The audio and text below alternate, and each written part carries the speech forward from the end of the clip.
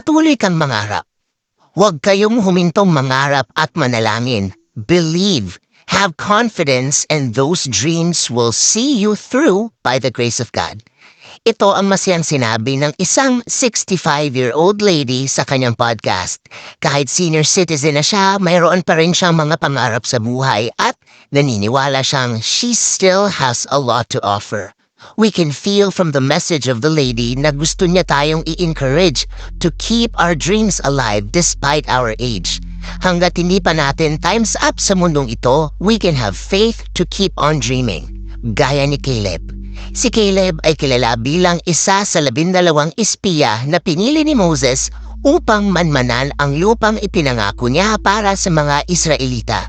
Nang matapos ang misyon, ang 10 kasama nila ay natakot sa kanilang mga nakita at nagsabing hindi nila kayang sakupin ang lupain. Ngunit natatangi ang lakas ng loob at katapatan sa Diyos na ipinakita ni Caleb at Joshua. Nanindigan si Caleb na bagamat malalaki ang kalaban, maaari nila itong matalo sa pamamagitan ng kapangyarihan ng Diyos. Dahil tutol ang lahat at hindi sila nagtiwala sa Diyos, hindi sila pinahintulutan ng Diyos para makapasok sa lupang pangako. Tanging sina Joshua at Caleb ang pinayagang makarating doon pagkaraan ng 40 years. Hanggang sa edad na 85, ang pangarap na makamtan ang lupang pangako ay patuloy na pinanghawakan at ipinaglaban ni Caleb.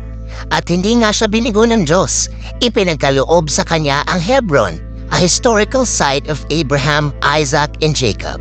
Our God is a God of great possibilities. Whether you are now fulfilling your dreams or are already an accomplished person, remember that with God, you can still do greater things. He wants you to live a purposeful life, kaya bibigyan ka niya ng desires and dreams na ayon sa kalooban niya, and He will empower you to achieve them. Let's pray. Lord, thank you for giving me new dreams. I pray for your will to be done.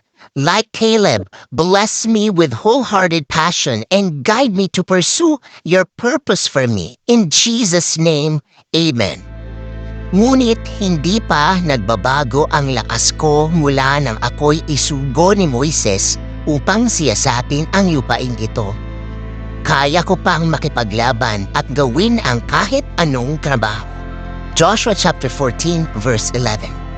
Ako po si Sonja Kalit. God bless you and have a great day.